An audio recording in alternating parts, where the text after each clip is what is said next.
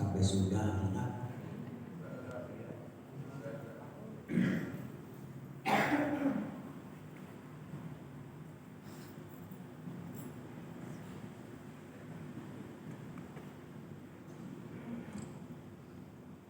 Assalamualaikum warahmatullahi wabarakatuh.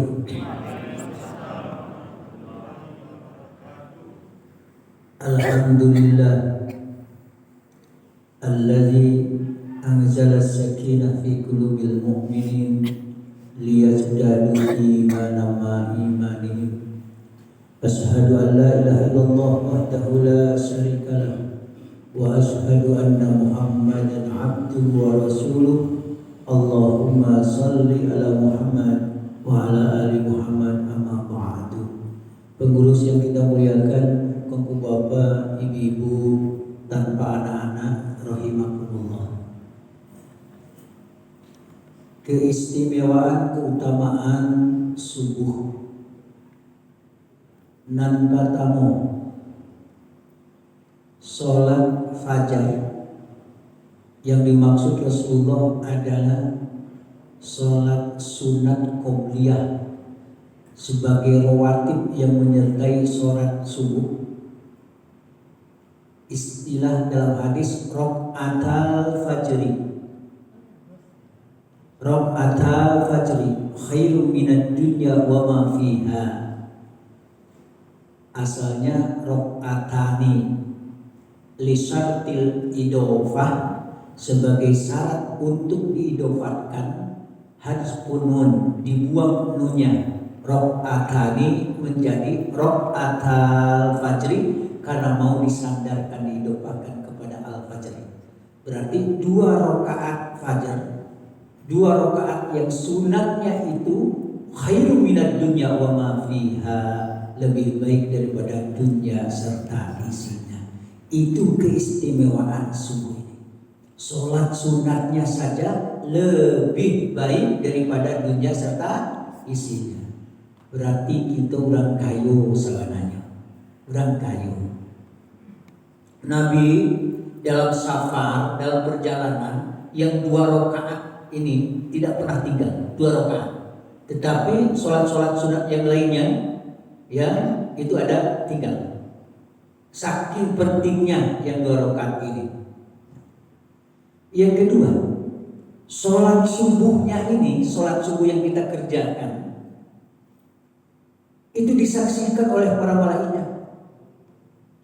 Kalau sholat 5 waktu yang tadi malam disampaikan bernilai kebaikan, dan kebaikan-kebaikan mampu menghapuskan kesalahan-kesalahan, maka sholat fajar, sholat subuh disaksikan. Aqimis sholat liduluki syamsi ila ghasaqil laili wa qur'anal fajr inna qur'anal fajri kana mashhuda. Jadi aqimis sholat liduluki syamsi, ini yang dimaksud adalah sholat zuhur asar. Ila ghasaqil lail, yang dimaksud adalah maghrib dan isya. Mana yang subuh? Wa Qur'anal fajri, dan Qur'an fajar. Al-murad bihazil ayat salatus subhi. Yang dimaksud dengan Qur'an fajar adalah salat subuh. Di sana ada penekanan yang tegas. Apa? Inna Qur'anal fajri kana mashhuda. Sesungguhnya salat fajar, salat subuh itu disaksikan oleh para malaikat. Bahkan di dalam tafsir Ibnu Katsir disebutkan bahwa sholat disaksikan itu, sholat subuh itu bi malaikatil lail wan nahar, disaksikan oleh para malaikat yang bertugas di malam hari dan juga di siang hari, dikerahkan oleh Allah untuk menyaksikan orang yang sedang sholat subuh. Jadi engkau bapak, ibu, dan anak kami yang hadir, hebatnya ini keutamaannya disaksikan oleh para malaikat. Rugi yang tidak sholat berjamaah. Jadi disaksikan keutamaannya oleh para malaikat. Yang ketiga apa? Keutamaannya, keistimewaannya adalah pahala tak terhingga. Saking banyaknya pahala sholat subuh ini tidak terhingga. Mana hadisnya? Ini semuanya harus pakai dalil, ada nasnya. Di dalam hadis disebutkan bahwa man shollat subha fi jama'atin fa ka'annama shallal lail kullah. Siapa yang mengerjakan sholat subuh berjamaah, maka seakan-akan dia mengerjakan sholat sepanjang malam, sepenuh malam. 2 rakaat itu kerajukan, tapi nilai pahalanya di sisi Allah samujud sembahyang sholat sepenuh malam. Kama gak dicari pahala Tuhan. Kok hadisnya hadis yang sahih ini, hadis yang marfu. Kan ada juga hadis nidong namanya kalau diperpanjang, palsu, maudhu kalau bahasa itu. Banyak tuh, ada juga kok karena sorban kok dipakai ya. Setelah aku cari-cari di kutub tis'ah, kutub sita, udah dapet hadis tersebut.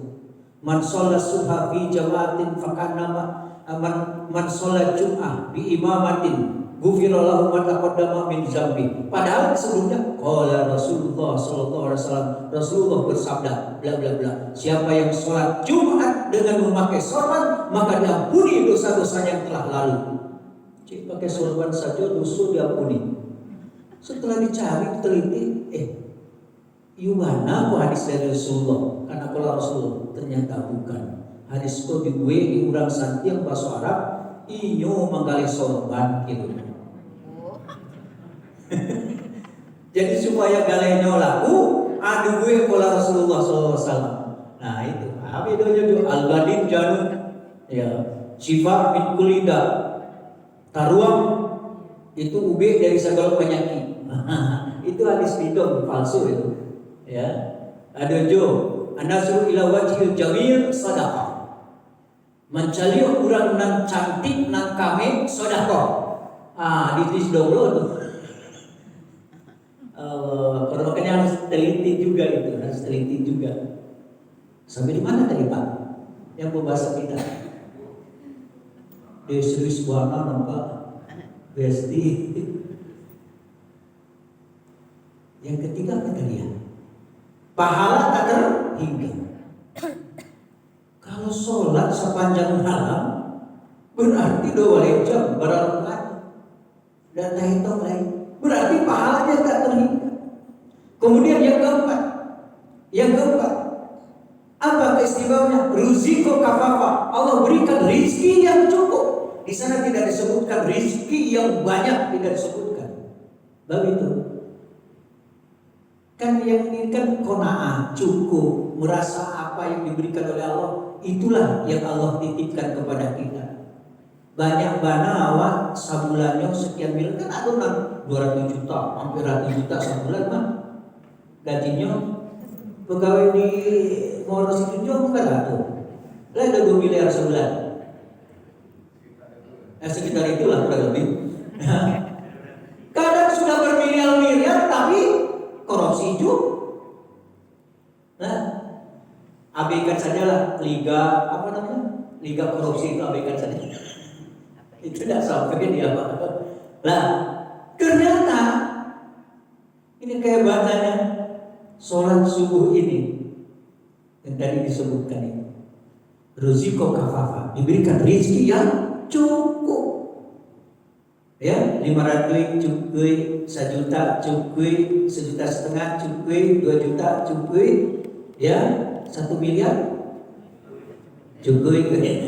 Ya Allah, mudah-mudahan dikayakan hatinya, hartanya, ya, anaknya, amin. Semuanya dikayakan pahalanya, amin. Jangan kayak monyetnya. Kemudian yang kelima, menyimpan kebaikan yang sangat tinggi. Artinya apa? Siapa yang mengerjakan sholat subuh itu adalah berarti dia bergudang kebaikan ada padanya. Lau ya'lamun nas, sekiranya manusia tahu akan kebaikan pada sholat subuh, la atau walau kana habwan, niscaya dia akan berdatangan, berduyun-duyun pergi ke rumah Allah untuk melaksanakan sholat subuh berjamaah meskipun dalam kondisi merangkak. Ada merangkak tadi kawan? Jalan tadi, juga jalan, juga kaki, juga kendaraan. Ada merangkak kan? Nah, biarlah merangkak yang penting sampai di sini. Itu saking banyaknya kebaikan pada sholat subuh. Kemudian akan diberikan kemenangan oleh Allah Subhanahu wa taala, baik secara individu, pribadi kita, keluarga kita, masyarakat kita, umumnya kaum muslimin akan mendapatkan kemenangan kalau dikerjakan sholat subuh ini. Jadi kalau umat Islam ini sudah sholatnya ya jam 7, jam 8, bagaimana Islam ini mau maju nanti dibully aja oleh orang musuh-musuh kita. Iya, makanya ada siapa tuh yang mengarang kitab misteri sholat subuh itu ya? Kan ada tuh diterjemahkannya itu misteri sholat subuh. Apa kata tokoh-tokoh Yahudi?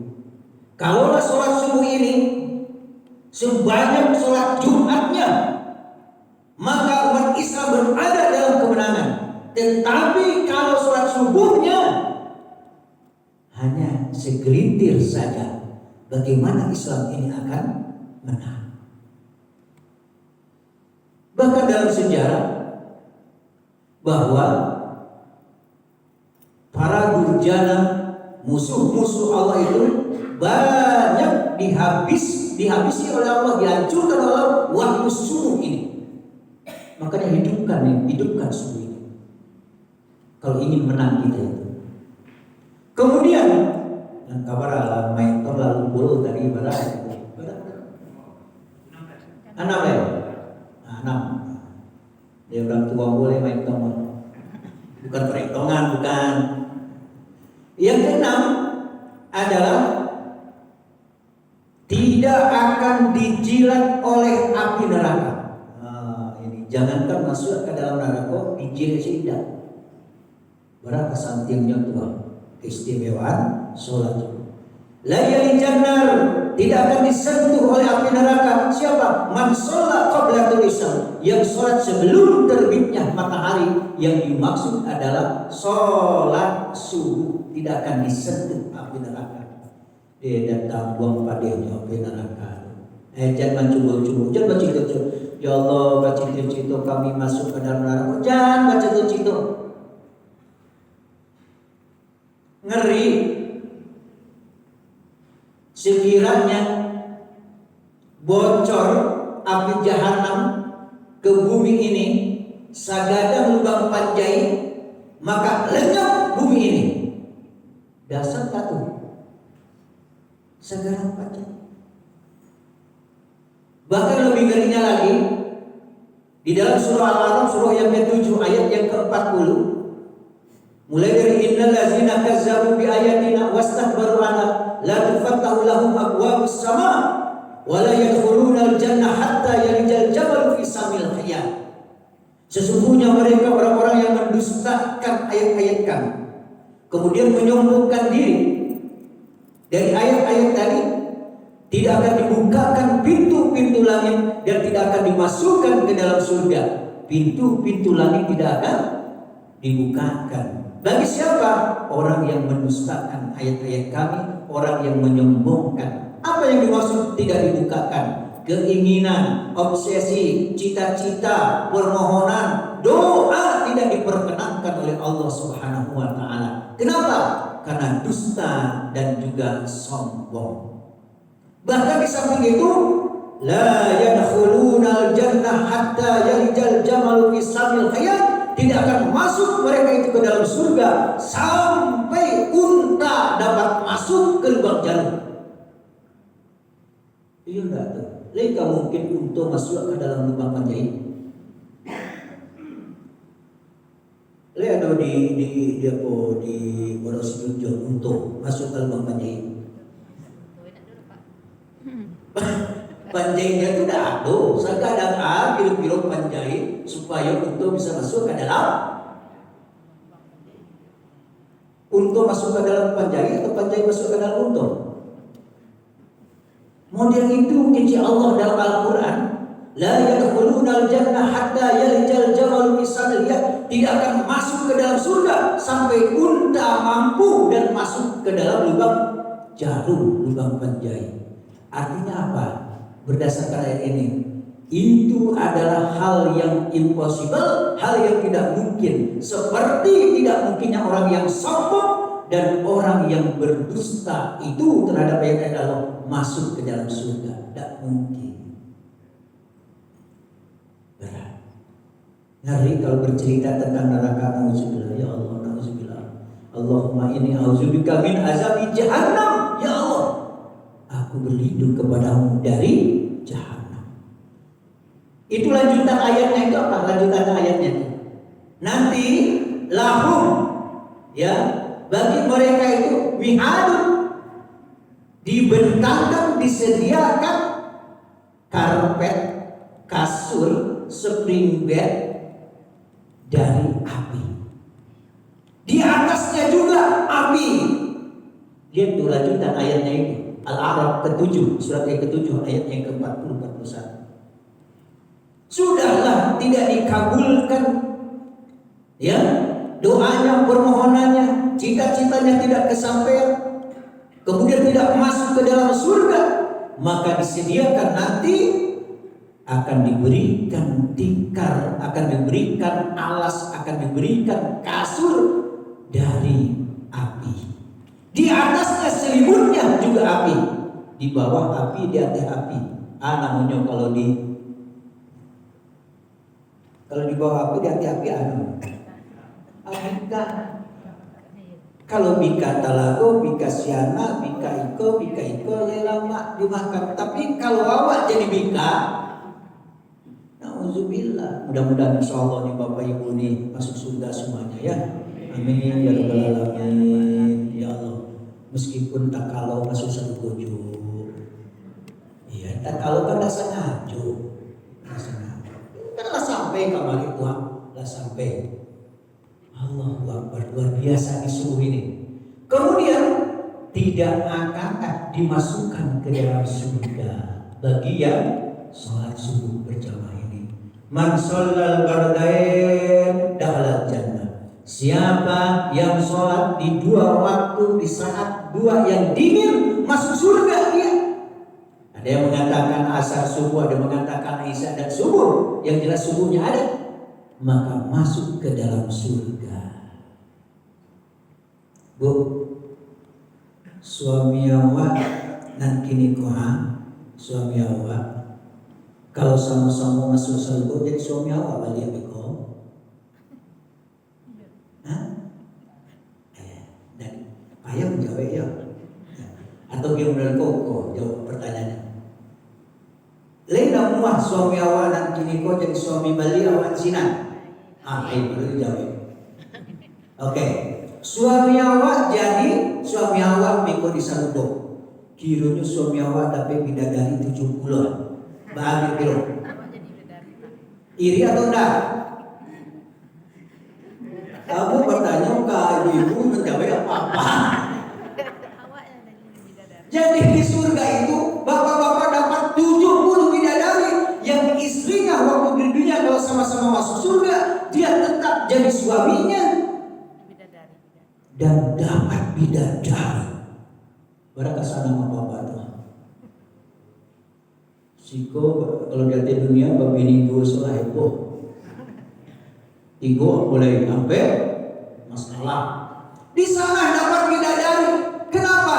Di surga tidak ada iri, tidak ada dengki, tidak ada berado. Wa nazana ma fi sudurihim min ghilli.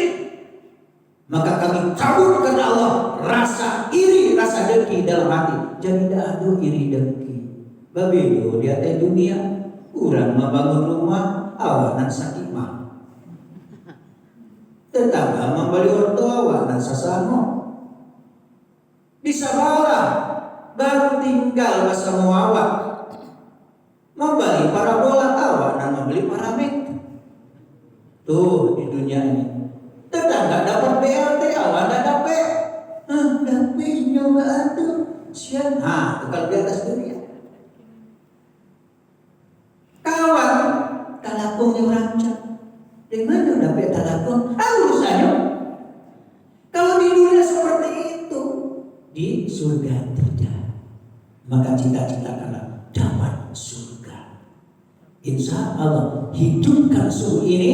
Insya Allah inovasi, kreativitas dari pengurus masjid Takwa Muaro Junjung Allah berbenah.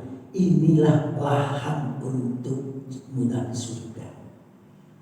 Hidupkan kegiatan-kegiatan kajian-kajian wirid-wirid, karena semakin banyak langkah untuk menuntut ilmu, maka jalan mudah ke surga. Man salaka tariqan yaltamisu fihi ilman sahalallahu lahu bihi tariqan ilal jannah. Siapa yang menempuh jalan dalam rangka menuntut ilmu, maka Allah mudahkan baginya jalan ke surga. Salawan pa jalan ke surga mana?